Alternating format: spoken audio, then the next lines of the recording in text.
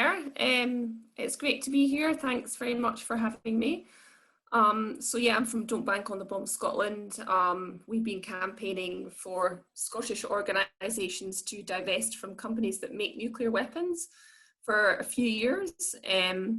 But the report that I'm talking about tonight it's related to that, but it's not specifically about divestment. So we published a report back in August about the connections between nuclear weapons, militarism, the climate emergency, and the ecological emergency that the planet is facing at the moment as well. Sorry, I'm just looking at my phone because I've got notes on my phone, so I hope that's okay. And I fear that I'm actually not addressing the theme of this year's Edinburgh World Justice Festival, because I actually didn't know what the theme was when I was asked to speak. I was asked to speak about the report, so I'm really sorry about that. And it's sort of, I think it does kind of get there in a sort of general way, but I'm not really specifically talking about the role of corporations as such. So as I said, the report is about nuclear weapons, militarism, and the climate emergency, basically.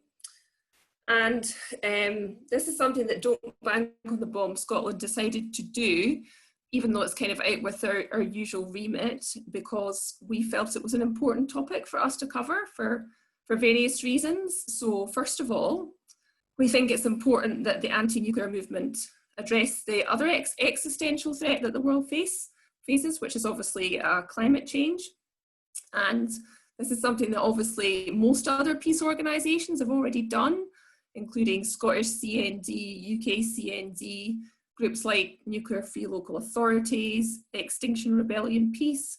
So we were kind of a bit late to the party in some ways, but we wanted to make it clear, amongst other things, that we support divestment from fossil fuels as well as from nuclear weapons.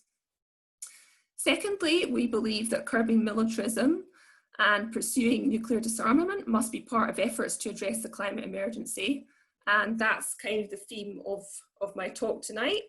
And thirdly, because we think it's important to highlight the connections between these issues to facilitate closer working with the peace movement and the climate justice movement, we wanted to emphasise that essentially we're all part of the same struggle, that we need to work together to overthrow patriarchy, white supremacy, and to change our current political and economic system from one that essentially puts power and profit before people and planet, to one that can deliver a peaceful, just, and sustainable future for everybody. Okay, so I will start sharing my screen now. See if it works. Okay, so I'll just put that on full screen. I hope you can all see this. Okay, so yeah, this page just basically shows you what the report covers and where you can find it. So first of all, I will just say something brief about the climate emergency. I imagine you've all got a pretty good handle on that, so I don't need to say very much. And look, I'm no expert at all. I came to this whole thing basically as a peace activist, so I've been learning about climate change and ecological breakdown as I've been going on. But I think that's a good thing, and that's a good process, really. Okay, so yeah, so as most of you probably know, we have about 20 years basically to cut global emissions, 10 years to cut emissions in half, and then we need to get to zero emissions by 2050 if we're to have any hope of limiting the global average temperature increase to the vicinity of 1.5 degrees. The average increase has already gone up by over 1 degree, and obviously we're seeing the impacts of that in the form of melting ice sheets, melting sea ice and glaciers, more frequent extreme weather events such as bushfires and floods, more severe droughts that are causing food insecurity for millions of people, as well as species decline, and obviously much more. And if we get beyond 1.5 degrees, then we're looking at long-lasting or irreversible changes, such as the near total collapse of the world's coral reefs, the loss of ecosystems, heat waves and droughts, which would be even more frequent and even more intense, pushing millions more people into food insecurity and poverty. And we're looking at sea levels which will drown even more coastal cities, leading to displacement and mass extinction events as well. But what I'm focusing on is why we should be concerned with militarism and nuclear weapons when we're trying to address the climate and ecological emergency. Okay, so one obvious reason for this is that militaries are a disaster, both in terms of the damage that they do to the environment, particularly during conflict, and in terms of their high carbon footprint. So this slide just gives some figures from some research by scientists for global responsibility. They had an excellent report out earlier on this year about this. And they found that the carbon footprint associated with the UK's military spending is the equivalent to the annual emissions of 6 million cars. They also looked at the greenhouse gas emissions of the arms industry, and they found that one arms company is responsible for 1/3 of those emissions, and that's BAE Systems. And I think some of you probably will know as well that the Pentagon, the US Department of Defense, is the world's largest single institutional consumer of fossil fuels, and it's one of the largest polluters in history as well. Okay, so in terms of damage to the environment, the production and testing of nuclear weapons has been particularly harmful, and there's a large section in our report on this. As most of you probably know, nuclear weapons use either highly enriched uranium or plutonium as fissile material, and the steps involved in producing these materials are energy intensive and they create vast quantities of toxic waste. Now, the vast majority of uranium mining, that's 70%, has been undertaken on Indigenous lands, and our report looks at the impacts on the Navajo Nation in the US and on Aboriginal communities in Australia as well. The impacts include the destruction of sacred sites, widespread contamination of land and water, and a legacy of serious illnesses such as cancer and kidney disease.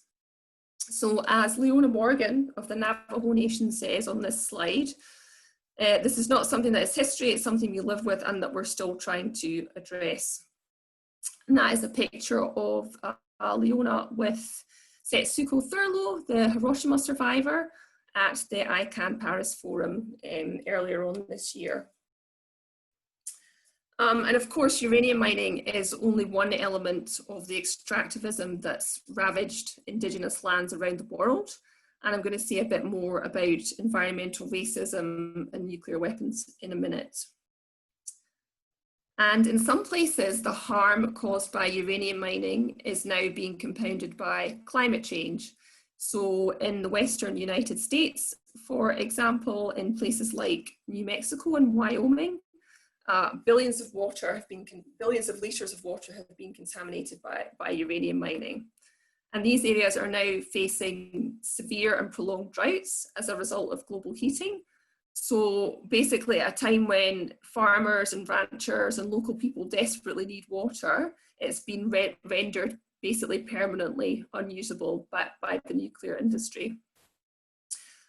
And I will just note at this point that our report focuses on the environmental harm caused by nuclear weapons. But of course, nowadays, most uranium mining, enrichment and nuclear fuel reprocessing is undertaken in connection with nuclear power. And obviously Lynn is going to talk a bit more about that, but the nuclear weapons industry and the civil nuclear industry are deeply interconnected on many levels. And there's evidence which suggests that the desire to maintain a nuclear weapons program has actually driven government support for the nuclear power industry in the UK and in other nuclear armed nations as well. So research by the University of Sussex suggests that one of the reasons the UK government has championed civil nuclear power as a solution to the climate emergency is because it wants to maintain, and I quote, the highly specialised joint industrial base that both civilian and military nuclear programmes require. So nuclear power is, and I don't know if you'll all agree with it, but I imagine most of you will agree that it's not a solution to the climate emergency. It's environmentally damaging, it's more expensive than renewables, and we actually simply couldn't build enough nuclear power stations within the short time that we have to cut global emissions. So I think in this sense, the desire to maintain a military nuclear programme is actually blocking meaningful action on climate change. Instead of backing a rapid transition to renewables, our government is supporting nuclear power, partly in order to maintain its nuclear weapons programme. And I think this is another reason why we need to address militarism and nuclear disarmament when we're trying to address the climate emergency. Okay, so I will say something now about nuclear weapons testing, nuclear colonialism, and environmental racism, and how all that connects to climate injustice, as that's a major theme of the report. So between 1945 and 1996, as many of you will know, there were over 2,000 nuclear tests carried out, the vast majority of them by the United States and Russia. The tests were carried out above ground, which is usually known as atmospheric testing, underground and underwater. Excuse me. So all this testing released huge amounts of radioactive materials into the environment, and in the case of atmospheric testing, much of it was dispersed around the world. But Indigenous people were disproportionately harmed by this testing as a result of the nuclear colonialism of the states, of major powers. And the historical record shows that the leaders of these would-be nuclear weapons states basically wanted the power and status that they thought that nuclear weapons would bring, but they didn't want to test them anywhere near their own population centres. So much of the testing was conducted far away on Indigenous land, with very little concern for the well-being of Indigenous people and with no respect for Indigenous culture. So as the quote on this slide shows, the fate of Aboriginal people, for example, at Maralinga in South Australia, was basically considered to be inconsequential by British authorities in Britain's quest for the atomic bomb in the 1950s. And this is a picture of one of the explosions at Maralinga. So because of this attitude, inadequate warnings were given to some Aboriginal groups prior to the testing, and many became seriously ill as a result of exposure to the fallout. But an atomic bomb wasn't enough for the Churchill government. They decided that they needed to have a more sophisticated and destructive type of nuclear weapon, a hydrogen bomb, in order to maintain our influence as a world power, as Churchill said at the time. So that meant even larger tests had to be carried out, and Australia wouldn't allow, for once, they wouldn't allow a hydrogen bomb test on their territory, so the British had to look for somewhere else. And they chose some islands in the Central Pacific, which were then part of the British Gilbert and Ellice Islands colony, and now part of the Republic of Kiribati. And that was to the great cost of the local people and the Fijian, New Zealand and British forces who were brought in to work on the operation, who suffered serious health consequences as a result of that. And our report also looks at the effects of US nuclear testing in the Marshall Islands and Soviet testing at Novaya Zemlya, which is an archipelago in the Arctic Ocean that was occupied by the indigenous Nenets people. Okay, so all this testing destroyed vast areas of land, poisoned water sources, and caused widespread radioactive contamination, and some of that remains today. Many indigenous people were forcibly displaced, which severed their cultural ties to the land.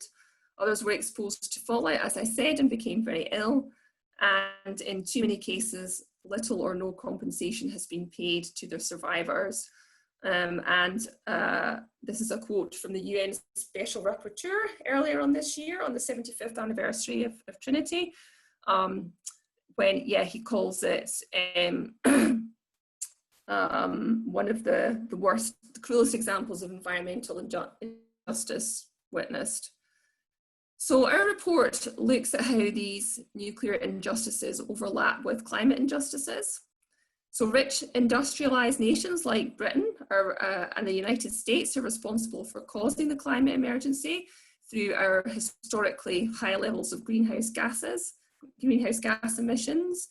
But it's developing nations in the global south or the MAPA, most affected people and areas, who are experiencing the worst effects, including more frequent weather events and rising seas. Both the Marshall Islands, for example, and the Republic of Kiribati experienced testing, as I said, and both are now on the front line of the climate emergency. And our report goes into that in a bit of detail and gives examples of where climate change is, for example, eroding nuclear waste storages, which might end up leaking and that kind of thing. So along with other low-lying Pacific nations, the Marshall Islands and Kiribati are demanding urgent climate action from the rest of the world. They want developed nations to rapidly reduce their own carbon emissions and to assist developing nations to do the same. But as you probably all know, international climate action has so far been grossly inadequate. Why is that? Well, I think it's partly because the people who currently hold power and wealth are reluctant to change the political and economic system that's benefited them, even though it's that system that's driving climate change. In the same way that the leaders who decided to develop nuclear weapons did so regardless of the environmental and human cost, because they believed that nuclear weapons would help maintain their power and privilege. And as long as climate disruption is predominantly affecting people of colour in far-off lands, the leadership of wealthy Western nations like our own can deprioritise measures that address the climate emergency. I think the racism that lies behind this, so the devaluing of the other, is the same racism that made it acceptable to conduct uranium mining and explode nuclear weapons on Indigenous lands with basically no regard for Indigenous people. Okay, so one way that developed nations could help developing nations, and in fact they've agreed to, is through the provision of international climate finance, and this is something else that's covered in our report. So climate finance is money from public and private sources that's intended to help developing nations reduce their carbon emissions and adapt to the effects of climate change.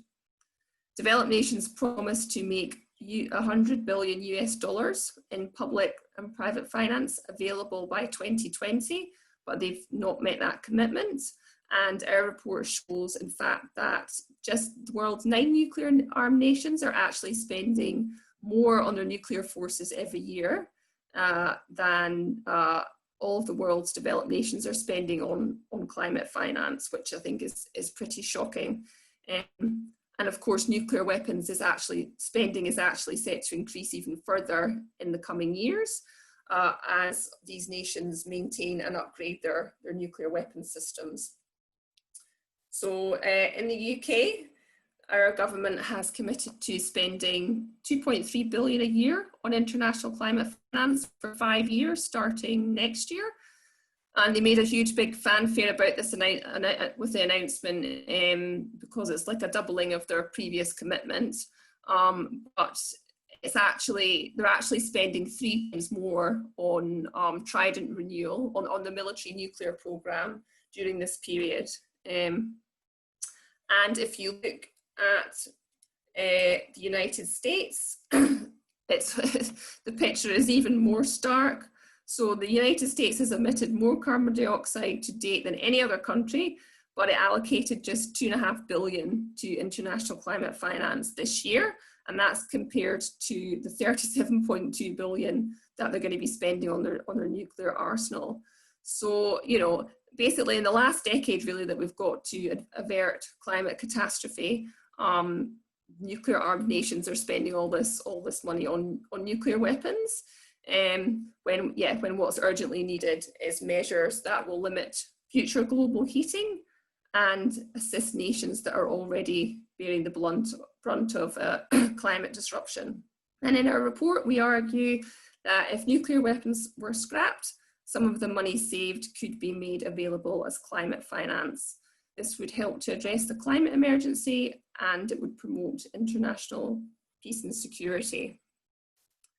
So our report also looks at how nuclear disarmament and demilitarization could free up resources to help the UK transition to a low carbon economy. And a lot of you will already be very familiar with the ideas of defence diversification. So the transition to a low carbon economy will involve, among other things, radically transforming the way that we generate power, build our homes, produce food, and how we travel. This could be achieved through a Green New Deal, which is a massive programme of public investment in areas like renewable energy, green technologies, and the development of sustainable practices.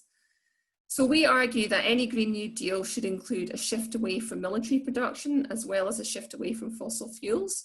So we're arguing for defence diversification, arms conversion as it's sometimes called as well. We think it's crucial because of the environmental and human harm that the arms industry causes, but also because the skills that are currently employed there could be transferred to green projects. So there's a lot of work that's been done on that over the years. I've noted a couple of the recent reports here that showed how the skills employed on Britain's military nuclear programme in the Clyde region could be applied to the development of renewable energy technologies. And Campaign Against the Arms Trade ran a campaign about this a few years ago, which was great. And yes, but defence diversification was probably put forward in the UK in a serious way, I think first with the Lucas Plan in 1976, which I'm sure most of you'll know about, but it's been put firmly back on the agenda by the COVID-19 crisis, because that crisis has basically shown us what a spectacular waste of money nuclear weapons and expensive aircraft carriers and everything are in the face of the most serious human security threats. And it's also shown us that it's entirely feasible for the arms industry to switch from military production to socially useful production, and in a relatively short space of time. So as some of you may know, back in March when the NHS was facing a shortage of ventilators, the government launched the Ventilator Challenge, which was essentially a call out to British businesses to support the production and supply of ventilators and ventilator components. And a consortium was formed, which included major arms manufacturers, BAE Systems and Rolls-Royce. And this consortium produced nearly 14,000 ventilators between April and July. So this has shown that defence diversification is possible. And I think it's also necessary if we want to build sustainable, just and peaceful societies. In particular, we need to dismantle the nuclear weapons industry because of the threat that it poses to the future of our planet. And so I'll just talk a little bit about that. So we're currently witnessing a new nuclear arms race, which is summarised in our report. And this is obviously great for arms companies like BAE Systems and Lockheed Martin. They're making a lot of money out of it, but it could prove disastrous for the rest of us, particularly in the context of climate disruption, and that's what our report looks at. So the concern is that competition over resources could lead to conflict, and that this conflict could go nuclear. And the development of new low-yield, more usable nuclear weapons is particularly concerning in this context, because these weapons are designed to actually be used on the battlefield. They're designed to be used to try and win a war, basically. And our report looks at a couple of regions where climate disruption could add to existing tensions and lead to conflict. So in Asia, existing tensions between India and Pakistan and between India and China will be exacerbated if global heating affects shared water resources, namely the Indus and Brahmaputra rivers, which are fed by Himalayan glaciers. The report also looks at the Arctic, where Russia, the US and China are competing over access to resources, including oil and gas, and uranium, rare earth minerals as well, which have all become more accessible as a result of melting ice, basically. And new shipping lanes are also being opened up by melting sea ice. So if we saw a war in either one of these situations, well, first of all, India and Pakistan together possess about 280 nuclear weapons, so that's about 2% of the total. And if these were exchanged in a conflict, millions of tons of smoke and dust would be sent up into the atmosphere. This would block a proportion of sunlight from reaching the Earth's surface. It would cause global temperatures and rainfalls to drop. This would impact food production in key food growing regions, and 2 billion people would basically be put at risk of starvation. And that's obviously not to mention the millions of people who would be killed in the war zone. And then if we saw a major war involving the countries that are currently competing over resources in the Arctic, we would see basically that effect amplified, and most sunlight would be blocked from reaching the Earth. Temperatures would drop to levels last experienced during the Ice Age, so basically a nuclear winter, and which would make likely make human life impossible. Okay, so our report, yeah, as I said at the beginning, the reason we wrote, one of the reasons we wrote the report, and we conclude by saying is that, you know, we want to build a mass movement that will tackle climate injustice, militarism and nuclear disarmament, and work to remedy past injustices and undo long-standing structural inequalities within and between nations. But that's obviously already happening. That's not a new or original idea, and it's already happening in lots of different ways. So I'll just highlight a couple of things. So it's not on this slide, but obviously the Nuclear Ban Treaty, the Treaty on the Prohibition of Nuclear Weapons, is about to enter into force. And that treaty was the result of a civil society campaign which focused on both the humanitarian and the environmental consequences of nuclear weapons testing and use as well. And it highlighted the disproportionate impact on Indigenous people and women as well. And in relation to climate change, obviously we've got Extinction Rebellion and the International Movement of Youth Climate Strikers, which are kind of leading the way, I think, on mass action. But on this slide, I've included some examples of organisations that operate in Scotland that are already working on either one or some or all of these issues, actually. So organisations like Nuclear Free Local Authorities, who publish a lot of really great research and encourage local authorities to take action on both the climate emergency and on nuclear disarmament as well.